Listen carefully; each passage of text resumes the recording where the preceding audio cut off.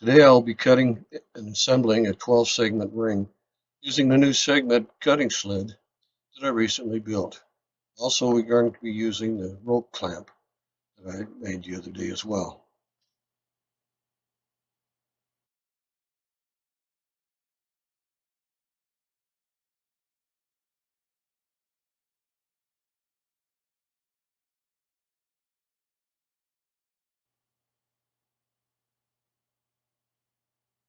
To cut a 12-segment ring, I need to set the cutting angles at 30 degrees.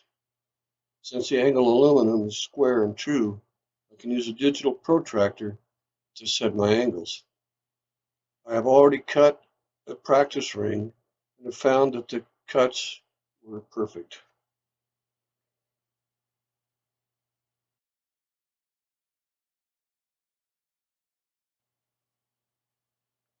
To make sure the length of each segment is exactly the same, I took two pieces of wood and fastened them together, and then attached this to the rip fence of the table saw.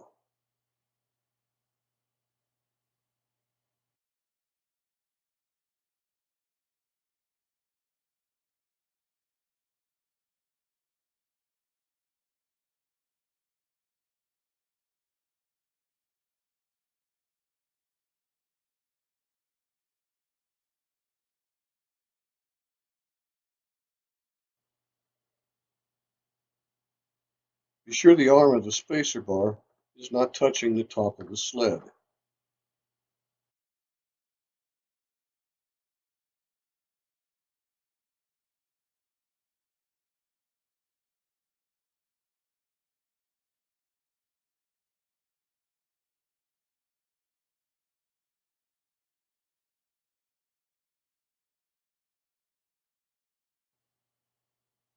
still design my items using inches, but when I measure the length of the wedges, I have found using centimeters and millimeters to be much easier.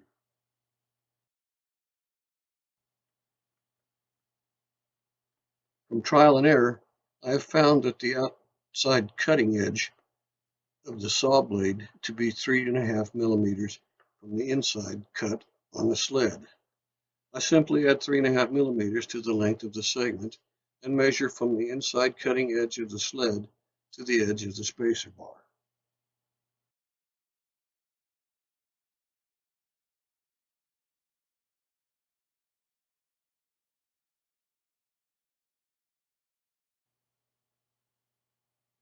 You need to be very meticulous and make sure this length is very accurate.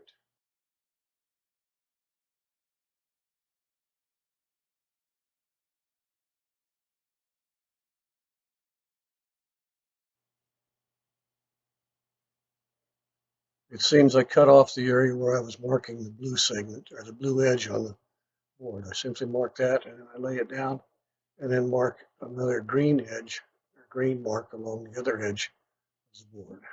You'll need these later when assembling the rings.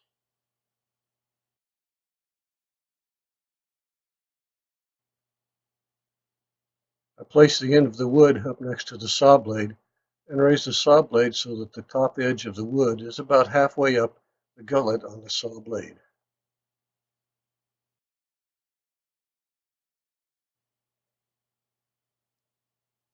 I usually start cutting the wood on the side of the board closest to me.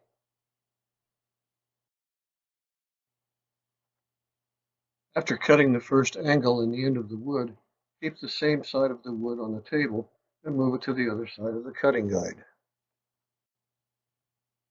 Slide the wood to the edge of the spacer bar and make another cut. Using the eraser end of the pencil, I slide the wedge aside. I've designed the sled so when I pull the sled forward, the majority of the saw blade is covered.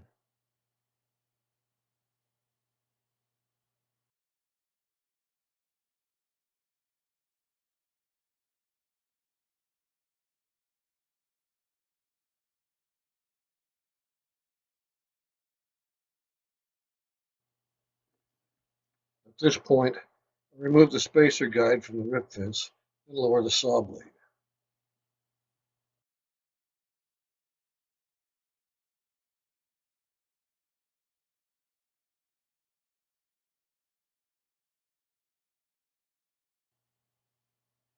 remove the sled and replace it with another sheet of melamine covered particle board that I use when I'm gluing things together.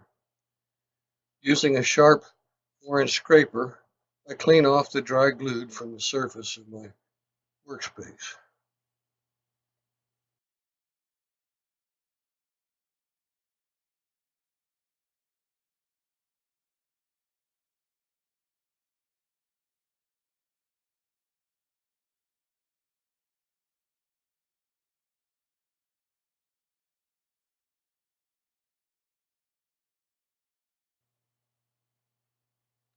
I get ready for the glue up by pouring some yellow glue on a chunk of corian.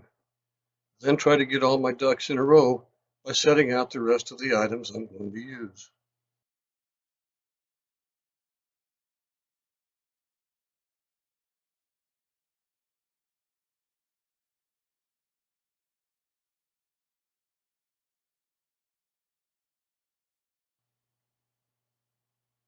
A month or so ago, my wife and I went to a business expo here in Lubbock. While there, we picked up several dozen of these disposable nail files. I found out they do a tremendous job of cleaning the fuzzies off of the segments.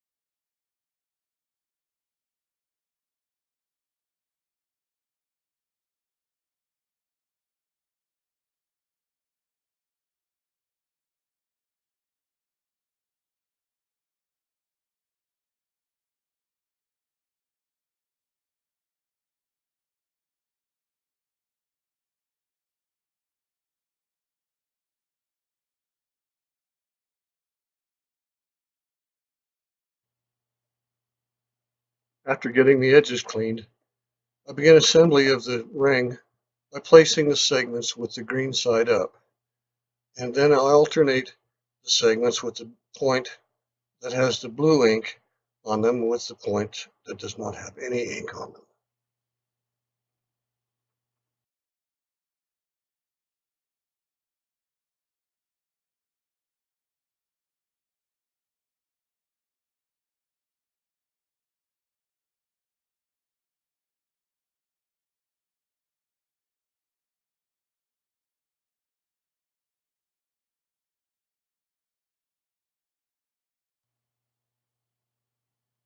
To help keep everything in order, I place a strip of tape on the table with the sticky side up.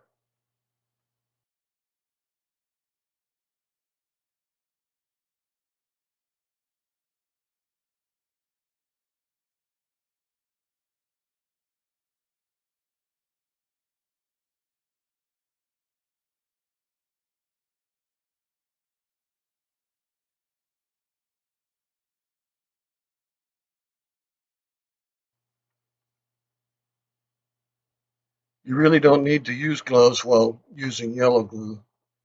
It just peels off pretty easily. But after 48 years in the medical field, I got used to wearing them all the time anyway.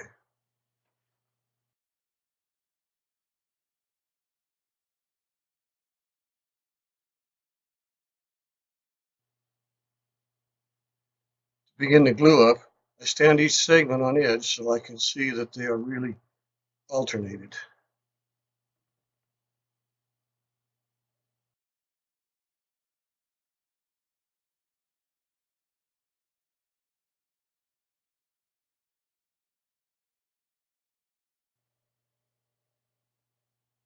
It was 103 out when I made this video, so the glue sort of skinned over while I was waiting. I used an old popsicle stick to spread the glue on each segment and place each one on the edge of the tape.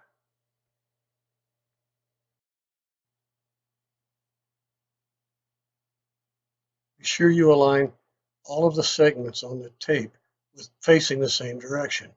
Be sure to make sure that each of the segments are alternated with the blue and without any ink on them.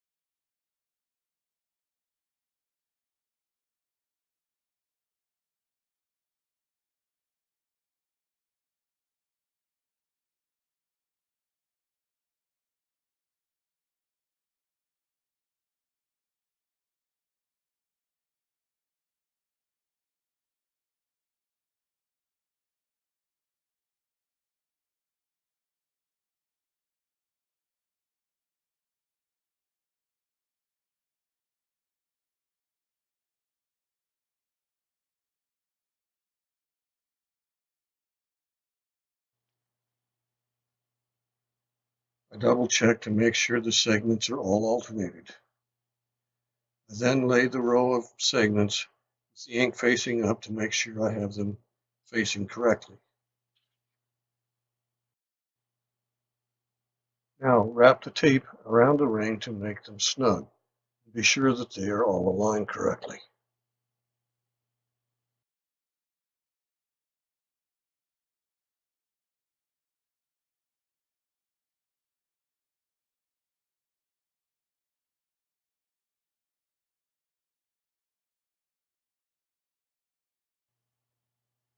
Using the end of a mallet, I pound on each side to make sure the ring is flat.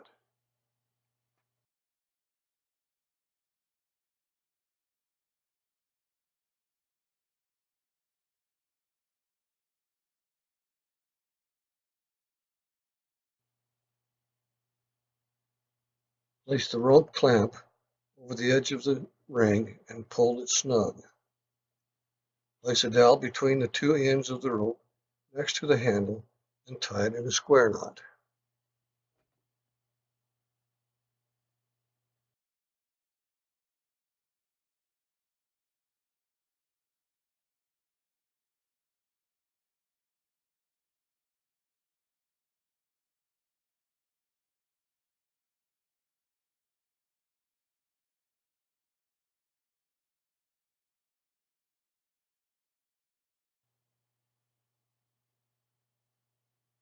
I now pull everything to the edge of the workpiece and start cranking on the dowel. The groove in the end of the handle will help it from coming unraveled. The parachute cord is around 750-pound test, so it is highly unlikely you will break the cord.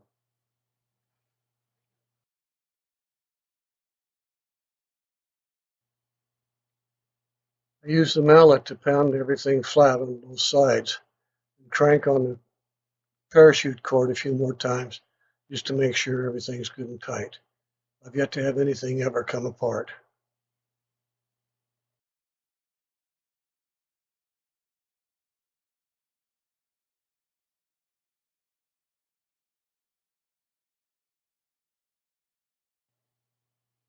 I now set everything aside to cure overnight or several days until I get the rest of the rings finished.